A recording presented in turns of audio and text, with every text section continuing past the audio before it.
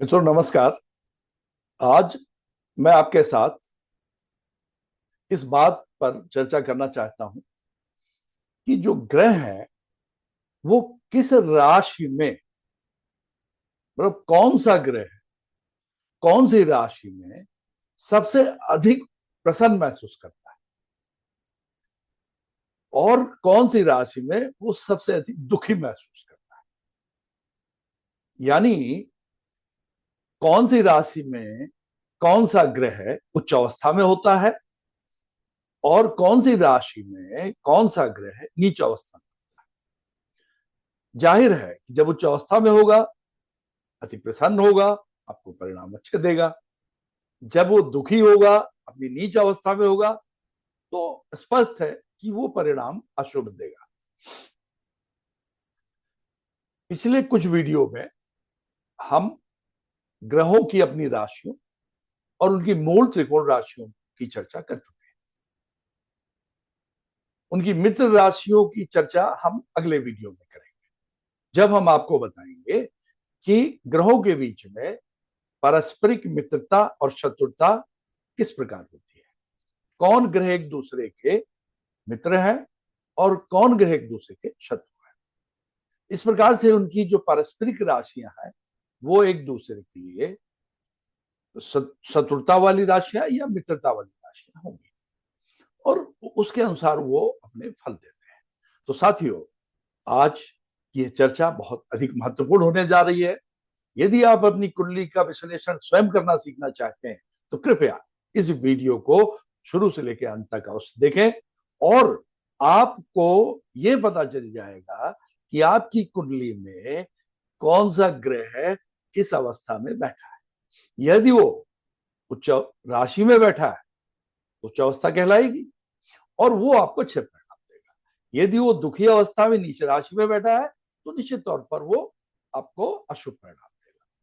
तो इसलिए कुंडली पढ़ना सीखने के लिए ये वीडियो अत्यधिक महत्वपूर्ण है, तो कृपया इसको शुरू से लेकर अंत तक ध्यान से देखें और धैर्य बनाए रखें। देखें अब हम लेते हैं आपको एक एक करके। शुरुआत में पहले घर में आप आ जाइए जहां हाइलाइटर मेरा जा रहा है। इस हाइलाइटर वाले घर में आप ये देखिए, ये रेड में नंबर 1, ये यहाँ पे इसको सर्कल में लिया गया है। ये नंबर 1 मेष राशि होती है। देख रहे हैं आप, मेष राशि। अब ये मेष राशि मैंने कालपुरुष कुंडली ली है क्योंकि समझाने में आसानी रहती है। वैसे ये किसी की भी कुंडली में ये नंबर 1 पहले भाव से लेकर के 12वें भाव तक कहीं भी हो सकता है। ये नंबर 1 यानी मेष राशि कहीं पे भी स्थित हो सकती है। आपको ये बिल्कुल कंफ्यूजन नहीं होना चाहिए। इसी प्रकार से अन्य राशियां भी अन्य ग्रहों में, अन्य भावों में हो सकती है। तो देखिए, अब यहां पर मेष राशि में हमने इसके ऊपर क्या लिखा है, SU सन, सूर्य, और EXA लिखा है, एग्जाल्टेड। यानी सूर्य एग्जाल्टेड होता है किसमें, ये एक नंबर। एग्जाल्टेड मींस कि सूर्यदेव इसमें नंबर 1 की राशि में बहुत अधिक प्रसन्न अवस्था में होते हैं और इनकी डिग्री भी होती है। लेकिन चूंकि ये बात अभी आपका बुनियादी पाठ्यक्रम है, बुनियादी वीडियो है, तो हम डिग्री की चर्चा यहाँ पर बिल्कुल नहीं करेंगे और इसकी आवश्यकता भी नहीं है।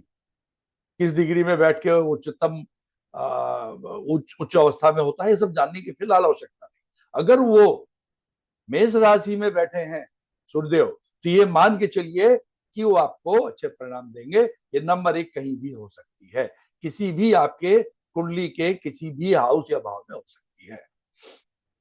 ठीक है साहब। तो सूर्य आपके उच्च अवस्था में, ये उच्च राशि में होते हैं किसमें, मेष राशि में। अब जरा इनके सामने 180 डिग्री में सीधे सामने आए, आप 1 में 6 जोड़ दीजिए। 1 में 6 जोड़ेंगे तो क्या आ जाएगा, 7। देखिए 7 संख्या। हमेशा अपोजिट राशि का पता लगाने के लिए, अपोजिट हाउस में बैठी हुई अपोजिट राशि के लिए आप उस संख्या में आप 6 जोड़, 1 में 6 जोड़ा तो 7। 7 किसका है, तुला राशि। तुला राशि हो गई। तो यानी आप ये समझ लीजिए कि ये सभी ग्रह जिस भी राशि में ये उच्च राशि में बैठे होते हैं, या जो भी राशि इनकी उच्च राशि होती है, उस राशि में आप 6 नंबर जोड़ दीजिए, उससे जो आने वाली राशि है उस पर ये नीच अवस्था में बैठते हैं या नीच राशि में बैठते हैं। तो देखिए इसके सामने क्या आ गई, 7। एक में 6 जोड़ा आपने, 7। 7 मतलब तुला राशि। तुला में ये कहीं भी तुला राशि हो आपकी कुंडली में, अगर सूर्य वहां बैठे हैं तो वो उनकी नीच की राशि होगी। तुला राशि सूर्य देव की नीच की राशि होगी। इस प्रकार से वो डेबिलिटेशन, हमने लिखा SU डेबिलिटेशन, मतलब सूर्य नीच अवस्था में, नीच राशि में। ठीक है साहब, तो आपको सूर्य के बारे में स्पष्ट हो गया मित्रों कि साहब मेष राशि में उच्च के होते हैं, और मेष राशि उनकी उच्च की राशि है और तुला राशि उनकी नीच की राशि। ठीक है साहब, इसमें बैठे होंगे तो कई बार आपको ज्योतिषी बताते हैं ना कि साहब आपका फलाने ग्रह उच्च राशि में बैठा है, फलाने ग्रह आपका नीच की राशि में बैठा है। तो ये आपको उच्च और नीच का क्लियर सूर्य देव के बारे में बिल्कुल स्पष्ट हो गया कि मेष राशि में उच्च में होते हैं और तुला राशि में नीच में होते हैं। अब आइए क्रम में आइए, दूसरे घर में देखिए, यहां पर लाल सर्कल में 2 नंबर है, ये क्या हो गया, ये वृषभ राशि होगी। वृषभ राशि आपकी कुंडली में कहीं नहीं हो सकती है। वहां पर अगर चंद्रमा बैठे हैं, यहाँ लिखा MOEXA, मून एग्जाल्टेड, अगर ये चंद्रमा यहाँ बैठे हैं, हालांकि इनकी डिग्री होती है, डिग्री जाने की कोई आवश्यकता नहीं है उनके, इससे भी परिणाम बिल्कुल आपके निकल के आते हैं पूरी तरह 100%। इसलिए आप केवल इस पर ध्यान दीजिए कि राशि कौन सी, डिग्री पर मत जाइए। जब आपका बहुत एडवांस्ड कोर्स होगा तो उसमें ये चीज बताई जाएगी। चंद्रमा आपके बैठे हैं यहाँ पर, ठीक है साहब, टॉरस में, वृष राशि में, और यहाँ पर ये उच्च अवस्था में बैठे हैं, उच्च राशि में बैठे हैं, ये इनकी उच्च की राशि। 2 में 6 जोड़ दीजिए, कितना हो गया सामने, 8। अब देखिए यहाँ ये 8 राशि आई जिसको हम स्कॉर्पियो कहते हैं। वृश्चिक राशि है, यहाँ पर मून डेबिलिटेटेड है, मतलब कोई भी प्लेनेट अपनी उच्च राशि से 180 डिग्री में जाकर के नीच के हो जाते हैं। चंद्रमा यहाँ पर नीच के हो गए, ठीक है, यानी आपकी कुंडली में कहीं भी बैठे हो तो ये नीच के होंगे, हमेशा याद रखिए। हाँ, लेकिन एक चीज याद रखिएगा जो मैं अभी यहीं पे बताना चाहता हूँ, कभी आप ये मत मानिए कि अगर वो नीच में ही नीच राशि में कोई ग्रह बैठा है तो हमेशा बुरे परिणाम मिलेगा। उनके कई अन्य फैक्टर्स भी होते हैं, कई बार उन पे अच्छे ग्रहों की दृष्टि पड़ती है, कभी वो अच्छे भाव में बैठे हो तो उनके प्रभाव अलग होते हैं। लेकिन ये तथ्य जानना जरूरी है कि वो उच्च राशि में है या नीच, क्योंकि उसके भी अपने अलग परिणाम। अब आप देखिए, आपके मौजूदा प्रधानमंत्री, उनकी वृश्चिक राशि है, वृश्चिक लग्न, यहाँ पर उनका 8 नंबर पड़ता है और यहीं पर उनके चंद्रमा बैठे हैं, लेकिन फिर भी वो क्या है, प्रधानमंत्री है। और आपको याद होगा उनकी चंद्रमा की ही महादशा चल रही थी जब वो प्रधानमंत्री बने। कहने का आशय ये है, ये कतई आप निष्कर्ष एकदम से मत निकालिए, बस हाँ ये निकालिए कि साहब ये बैठे हैं यहाँ पर तो ये प्रसन्न होंगे, और यहाँ बैठे हैं तो ये दुखी होंगे। ठीक है साहब, तो अब आइए यहाँ पर एक सूर्य देव का क्लियर हो गया, चंद्र देव का क्लियर हो गया आपको कि ये वृष राशि में उच्च के होते हैं और वृश्चिक राशि में नीच के होते हैं। तीसरे में आ जाइए, ये लाल सर्कल में 3 नंबर, ये है मिथुन राशि।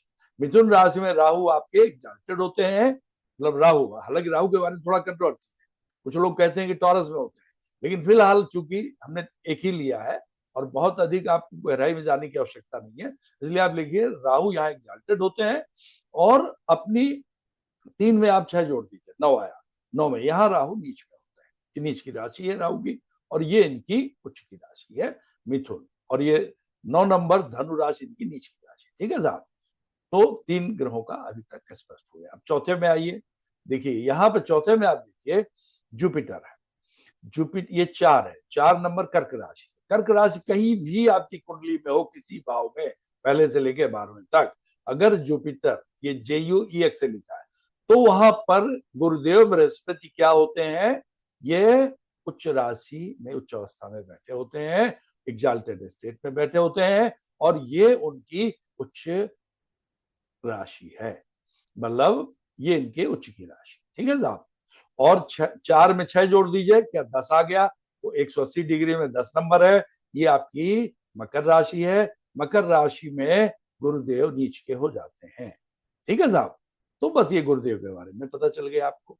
अब चूंकि यहीं पर मंगल देव का लिखा है नीच के, तो ये तो याद करना और आपको आसान रहेगा। यानी जिस राशि में गुरुदेव उच्च के होते हैं उसी राशि में मंगल देव नीच के होते हैं, 4 कर्क में ही। और डेबिलिटेशन से अगर आपको एग्जाल्टेशन का पता करना है नीच से उच्च का, तो आप 4 में 6 जोड़ दीजिए, 10 आ गया। अगर यहाँ नीच के हैं कोई प्लेनेट तो उच्च के कहाँ होंगे, 6 नंबर जोड़ दीजिए, 180 डिग्री सामने वाले घर में होंगे, सामने वाली राशि में, मतलब हमें राशि पे जोड़ देना है, भाव और घर में नहीं, ठीक है, याद रखिए। तो यहाँ मंगल देव आपके यानी मकर में एग्जाल्टेड होता है। अब बहुत गहराई में हम नहीं बताएंगे किस नक्षत्र में, हालांकि ये शत्रु की राशि है इनकी, फिर भी एग्जाल्टेड है, और लेकिन नक्षत्र उनका अपना होता है, ये बात भी कभी एक्सप्लेन करेंगे जिस नक्षत्र में वो बैठते हैं, जितनी डिग्री में वो बैठते हैं। तो लेकिन फिर भी ये यहाँ पर मंगल देव आपके उच्च के कहाँ है, मकर में, और नीच के कहाँ पर है, ये कर्क राशि। ठीक है साहब, पांचवा खाली है। पांचवी राशि में बैठ के कोई ग्रह ना तो उच्च का होता है ना नीच का, याद रखिएगा। और इसीलिए इसके सामने 5 में 6 जोड़ दीजिए, 11, ये भी खाली पड़ी है। पूरी कुंडली में 5 और 11 आपके खाली होते हैं, इनमें कोई भी डेबिलिटेशन एक्साल्टेशन आपके 9 प्लैनेट्स में से किसी का नहीं होता है। अब आ जाइए आप 6 नंबर, ये देखिए 6 नंबर किसकी है, कन्या राशि है, इनकी है, बुध की है। बुध देव यहाँ पर क्या है, प्रसन्न अवस्था में, एमी एग्जाल्टेड। ठीक है साहब, बुध देव अपनी कन्या राशि में, देखिए वो अपनी मिथुन राशि में नहीं है, कन्या राशि में एग्जाल्टेड होता है। राशियां उनकी दोनों है, 3 और 6। अब इससे 6 में 6 जोड़िए, कितना आया, 12।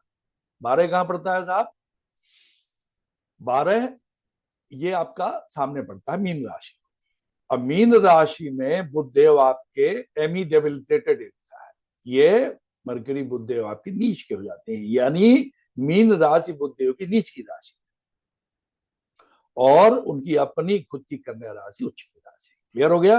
अब चूंकि यहीं पर वीनस डेबिलिटेटेड लिखा हुआ है तो इसकी भी चर्चा कर लेते हैं। शुक्र देव यहाँ पर नीच के होते हैं, लेकिन 6 में 6 जोड़ दीजिए, 12, यहाँ पर देखिए वीनस एग्जाल्टेड, शुक्रदेव उच्च अवस्था में होते हैं। ठीक है साहब, उच्च अवस्था में होते हैं। तो ये आपको सब क्लियर हो रहा है। इसके बाद में पूरा करने के बाद फिर बताऊंगा इनका सिग्निफिकेंस क्या है, वो मैं बताऊंगा। पहले ये चीजें आपको समझा दूं। तो इस प्रकार से आप शुक्र का और बुध देव का समझ गए, शुक्राचार्य शुक्र का भी समझ लिया। अब आइए आप यहाँ पर 7वें नंबर पर। आप पहले ही देख चुके हैं कि सूर्य देव यहाँ पर नीच के होते हैं, ये सूर्य देव की नीच की राशि। लेकिन नीचे देखिए सैटर्न, शनिदेव, इनके ये उच्च के होते हैं, उच्च के होते हैं इस वाली राशि, किसमें, तुला राशि में। तुला राशि में उच्च के होते हैं। अब 7 में 6 जोड़ेंगे तो क्या आएगा, 13 आएगा। 13 आ जाएगा तो 12 से 1 अधिक हो जाएगा। यहाँ पे थोड़ा उल्टा कर दीजिए, 7 में 6 घटा दीजिए, 7 में 6 घटा दीजिए तो 1 आ जाएगा, 1 आ गया ना। तो वो उनके सामने वाली की 180 डिग्री की राशि होती है। जब वो स्थित आए 12 से अधिक की तो आप घटाना शुरू कर दीजिए। 7 में 6 गया 1, यानी शनि देव तुला राशि में उच्च अवस्था में होते हैं। तुला उनकी उच्च की राशि है, और 180 डिग्री में जो मेष राशि है उनकी नीच की राशि है, इसमें ये नीच अवस्था में होते हैं। ठीक है साहब। और आप एक चीज और देखिए, बड़ा अजीब संबंध है। आप जानते हैं कि सूर्यदेव के पुत्र हैं शनिदेव, और एक दूसरे के शत्रु हैं, पिता पुत्र होने के बाद जो शत्रु हैं, इनके बारे में अलग से किसी वीडियो में हम आपको स्पष्ट करेंगे। अब साथियों अगले में आ जाइए, यहाँ पर वृश्चिक राशि, और यहाँ के बारे में पहले ही आपको बता चुके हैं। चंद्रमा यहाँ पर क्या होते हैं, नीच के होते हैं। ठीक है साहब, इसको हम पहले ही 2 और 8 का एक्सप्लेन कर चुके हैं। अब आइए 9 में। यहां हम ये भी बता चुके थे कि राहु सामने वाली में, राहु देव आपके उच्च के होते हैं, यहाँ पे आके नीच के होते हैं। लेकिन आप जानते हैं कि राहु और केतु हमेशा एक दूसरे के अपोजिट भाव में बैठे होते हैं 180 डिग्री में, इसलिए यहाँ पे केतु देव बैठे हैं। केतु देव यहाँ पर आपके प्रसन्न उच्च अवस्था में है, ये उनकी उच्च की राशि है।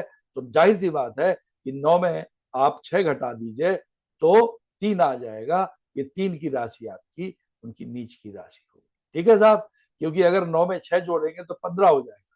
15 में से भी आप निकाल सकते हैं, कुल 12 घर है, तो 12 निकल गए तो 3 बचा, ये 3 ही तो आएगा। तो इस प्रकार से आपने केतु देव का भी देख लिया। तो साथियों फिर यहाँ 10वें में हम मंगल देव का और गुरुदेव बृहस्पति दोनों का बता चुके हैं कि ये जो मकर राशि है ये गुरुदेव की नीच की राशि है, और मंगल देव की उच्च की राशि, और सामने गुरुदेव की जो कर्क राशि है उच्च की है। और 11वां खाली था, 5वां खाली है। 12वें के बारे में देखिए हम पहले ही बता चुके हैं कि 12वें में शुक्र यहाँ पर बहुत प्रसन्न अवस्था में होते हैं। ये इनकी उच्च की राशि है। इनके अपोजिट डायरेक्शन में 12 में 6 घटा दीजिए तो 6 आया। यहाँ पर आपके जो बुध देव है वो प्रसन्न अवस्था में होते हैं और शुक्र देव आपके नीच अवस्था में यानी नीच राशि में होते हैं। और ये 12वें में बुध देव आपके नीच अवस्था में होते हैं, नीच राशि में होते हैं। इनकी नीच की राशि है। साथियों, अब आपको पूरे 9 के 9 ग्रहों का के बारे में पता चल गया, कौन से ग्रह की कौन सी उच्च राशि है, कौन सी निम्न राशि है और किस तरह से निकालते हैं। आपको इस प्रकार से बताया गया है कि आप याद भी रख सकें। एक दो बार इस वीडियो को देखेंगे आपको हमेशा के लिए कंठस्थ हो जाएगा। अंत में मैं आपको यह बात बताना चाहता हूं कि इनका महत्व क्या है, सिग्निफिकेंस क्या है। साहब देखिए, यदि आपकी कुंडली में कहीं पर भी ये लोग इस तरह से बैठे होंगे तो निश्चित तौर पर ये अपने कारकत्व के ये सिग्निफिकेटर होते हैं। इसके बारे में कुछ हम पहले एक वीडियो में आपको बता चुके हैं, लेकिन और विस्तार में हम आगे एक वीडियो में आपको बताएंगे कि इनके कारकत्व क्या होते हैं, यानी ये किन किन चीजों में आपको सफलता देते हैं। और अगर प्रसन्न होते हैं तो निश्चित तौर पर उन क्षेत्रों में वो आपको प्रगति देंगे, और यदि ये यहाँ पर नीच राशि होंगे तो उन्हीं क्षेत्रों में आपको नुकसान देंगे। ठीक है, ये अब देखिए, जैसे उदाहरण के लिए हम लेते हैं सूर्यदेव। सूर्यदेव के कुछ कारकत्व हमने बताए थे कि साहब ये पिता को भी रिप्रेजेंट करते हैं, आपकी आत्मा को करते हैं, आपके व्यक्तित्व को करते हैं। तो सूर्यदेव अगर आपकी कुंडली में कहीं भी अपनी उच्च राशि में बैठे होंगे तो आपको बहुत अच्छा लीडर बनाएंगे, लीडरशिप की क्वालिटीज देंगे। आपके अंदर विद्या भी मतलब विद्या अर्जन की क्षमता होगी अच्छी, और विद्या प्राप्त करने की इच्छा होगी। आप कई मामलों में बहुत सफल होंगे, कभी सरकारी नौकरी का भी योग बन सकता है ऐसे का। इसी प्रकार से अगर आप ये नीच राशि में होंगे सामने तो क्या होगा, आपको दब्बू प्रवृत्ति का बनाएंगे। अगर आपकी कुंडली में कहीं, तो आप इन कुंडलियों को अपने स्वयं की कुंडली या अपने किसी प्रियजन की कुंडली को उठा करके देखिए, आप इसका मूल्यांकन करिए, और अगर कुछ अलग लगता है तो आप कमेंट बॉक्स में डालिए, उस पर हम चर्चा करेंगे, आपको स्पष्टीकरण देंगे। ठीक है साहब, ये गारंटीड है सब। अब देखिए आगे आइए नंबर 2 में चंद्रमा। अगर आपके चंद्रमा की अपनी राशि क्या होती है, कर्क राशि, लेकिन वो ये शुक्र की राशि वृष में, ये इनकी उच्च की राशि है। यहाँ वो एग्जाल्टेड फील करते हैं, और इसलिए अगर इसमें बैठे हुए चंद्रमा, और आमतौर पे चूंकि इसमें रोहिणी नक्षत्र होता है, क्योंकि चंद्रमा का फेवरेट नक्षत्र है, तो इसलिए जरूरी नहीं उस नक्षत्र में बैठे हो, लेकिन इस राशि में अगर बैठे हैं तो चंद्रमा बड़े शुभ फल देते हैं, आपको बहुत शालीन बनाते हैं, आपके व्यक्तित्व में वो शालीनता लाते हैं, गंभीर बनाते हैं स्वरूप का। मतलब आमतौर पर चंचल स्वभाव के होते हैं चंद्रमा, लेकिन इस राशि में बैठकर वो आप और आपके व्यक्तित्व को गंभीरता प्रदान करते हैं। तीसरे में आइए, राहुदेव अगर मान लीजिए मिथुन में बैठे हैं तो राहुदेव क्या है, ऑब्सेशन के प्लैनेट, जुनून के प्लैनेट है। और तीसरी राशि किसकी है, बुध देव की है। और ये कौन सी राशि है, मिथुन है, द्विस्वभाव राशि है। तो मिथुन की अगर उनकी राशि है, बुधदेव की है। ये मिथुन राशि क्या होती है, एक तरह से इंटेलेक्ट की राशि है, आपकी कम्युनिकेशन की राशि। तो अगर यहाँ पर वो बैठे हैं तो आपका संचार कौशल बहुत अच्छा होगा। वो इस राशि में, भाव कोई भी हो सकता है, संचार कौशल अच्छा होगा, आपकी हैंड राइटिंग वगैरह अच्छी होगी, लेखन क्षमता आपकी अच्छी होगी, आप बहादुर भी होंगे, आप इस प्रकार से छोटी जर्नी भी करेंगे बहुत अच्छे से, वो आपको पसंदीदा होगी इस प्रकार से। और केतु देव अगर यहाँ पर डेबिलिटेटेड हो रहे हैं तो उसके बारे में जब उनका नंबर आता है तब बताते हैं। अब आइए यहाँ पे, अगर गुरुदेव आपके एग्जाल्टेड अवस्था में बैठे हैं तो आपको धन दौलत देंगे, ज्ञान देंगे, इंटेलिजेंस देंगे, और आपका धर्म कर्म में मन लगवाएंगे, ये सब चीज है। और एग्जाल्टेड फील्ड में, अदरवाइज यहाँ बैठे हैं तो इसके अपोजिट होगा। इसी प्रकार से आ जाइए, पहले हम उच्च अवस्था के गुण ले लेते हैं। बुधदेव अगर यहाँ पर अपने कन्या राशि में बैठे हैं तो वो और एग्जाल्टेड है नेचुरली, तो वो आपकी बुद्धिमत्ता में वृद्धि करेंगे, संचार कौशल में वृद्धि करेंगे, आपको बिजनेस माइंडेड भी बना सकते हैं, एक से अधिक कार्यों में आपकी रुचि उत्पन्न कर सकते हैं। इस प्रकार से वो आपको कई चीजों में रुचि देंगे। यहाँ पे शनिदेव अगर इस राशि में बैठे हैं, शनिदेव आपको गंभीरता प्रदान करेंगे, अनुशासन प्रिय बनाएंगे आपको, साथ ही आपको मेहनत कश बनाएंगे, परिश्रमी बनाएंगे। लेकिन याद रखिए कि इनके समय में अगर वो यहाँ बैठे हैं, परिणाम तो धीरे धीरे देंगे, लेकिन निश्चित तौर पर जो परिणाम अंततः आएंगे वो रिमार्केबल रिजल्ट्स होंगे जो जिंदगी में आपकी आमूल चूल परिवर्तन ला देंगे। ठीक है साहब। अब आइए, यहाँ तो नीच के होते हैं, ये बात हम पहले चंद्रमा के बारे में बता चुके हैं। चंद्रमा का जो प्रभाव हमने बताया था कि उच्च राशि में वो क्या देते हैं, उसका अपोजिट यहाँ देते हैं। आपको चंचल बना देंगे, आपको चुगलखोर बना देंगे, कई चीजें हैं। तो और अन्य चीजें हैं, इनके कारक तो जब आगे आप समझेंगे तो और विस्तार में आप समझ पाएंगे। यहाँ पर देखिए केतु बैठे, केतु अगर ये धनु राशि में बैठे हैं तो एग्जाल्टेड माने जाएंगे। धनु राशि किसकी है? जुपिटर की। जुपिटर एक सात्विक प्लेनेट है, धर्म के प्लेनेट है, और केतु खुद जो है मोक्ष के प्लेनेट कहलाते हैं। तो बड़ी सात्विकता देंगे आप, और आपका संन्यास मार्ग की ओर मन लगेगा। मतलब आपके अंदर संन्यास और वैराग्य की भावना उत्पन्न होगी। माया मोह से आप दूरी बनाएंगे, मटेरियलिस्टिक अचीवमेंट की बहुत परवाह नहीं करेंगे। इसी प्रकार से आप अगले में आ जाइए, यहाँ मंगल देव उच्च अवस्था में होते हैं। अगर मंगल देव इसमें होंगे तो आपके अंदर पराक्रम देंगे, लेकिन ऊर्जा इन मैनिफेस्टेड एनर्जी होती है किनके अंदर? मंगल देव के अंदर। लेकिन वो उसको बहुत ही कंट्रोल्ड वे में कंट्रोल्ड रखेंगे, आपको संयमित बना के रखेंगे। आप बहुत शक्तिशाली होंगे, पावरफुल होंगे, लेकिन आपके अंदर संयम भी बहुत अच्छा होगा। एग्जल्टेशन का ये मतलब होता है, समझिएगा। 11वां खाली है, 12वें में आ जाइए। यहाँ पर शुक्र एग्जाल्टेड होते हैं, और शुक्रदेव जो एग्जाल्टेड होते हैं, हर प्रकार का ऐशो आराम, धन दौलत सब कुछ आपको देते हैं, सौंदर्य, और साथ ही साथ आपके अंदर सेंसुअल प्लेजर भी पैदा करते हैं। उस दौरान आपका हो सकता है कि वैवाहिक सुख बहुत अधिक अच्छा, जीवन बहुत अच्छा गुजरे, और आपका हो सकता है कोई रोमांटिक अटैचमेंट भी हो जाए। इस तरह की चीजें हो सकती हैं, लेकिन उसमें कुछ भी ऐसा नहीं होगा जो अप्रिय परिणाम जिसके उभर कर सामने आए।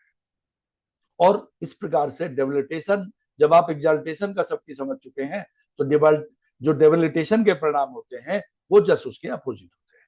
तो मित्रों, इसी बात के साथ मैं अपनी बात आज यहीं पर समाप्त करना चाहूंगा, और मैं आप लोगों को यह बताना चाहूंगा कि इसी प्रकार से कि ग्रहों के बीच में किस प्रकार मित्रता शत्रुता होती है, क्योंकि ग्रह जहां अपनी उच्च राशि में प्रसन्न महसूस करते हैं और नीच राशि में दुखी महसूस करते हैं, उसी प्रकार से मूल त्रिकोण राशि में मजबूत प्रसन्न महसूस करते हैं, और आपकी मूल त्रिकोण की अपोजिट वाली राशि, वहां पर वो अपने को दुखी महसूस करते हैं। अपने स्वयं के जो उनके साइन है, राशियां हैं, वहां वो प्रसन्न महसूस करते हैं। लेकिन हाँ, आगे ये है कि जब हम ग्रहों की मित्रता के बारे में चर्चा करेंगे और शत्रुता के बारे में, तो जो उनकी मैत्रीपूर्ण राशियां हैं, वहां भी वो अपने आप को अच्छा महसूस करते हैं। जब अच्छा महसूस करते हैं मतलब वो मजबूत होते हैं, और जहां जो उनकी शत्रुतापूर्ण राशियां हैं, उनमें वो कमजोर महसूस करते हैं, दुखी महसूस करते हैं। इसी बात के साथ आज मैं अपनी बात यही समाप्त करता हूँ। उम्मीद है आपको वीडियो ठीक लगा होगा। धन्यवाद, बहुत बहुत आपका नमस्कार।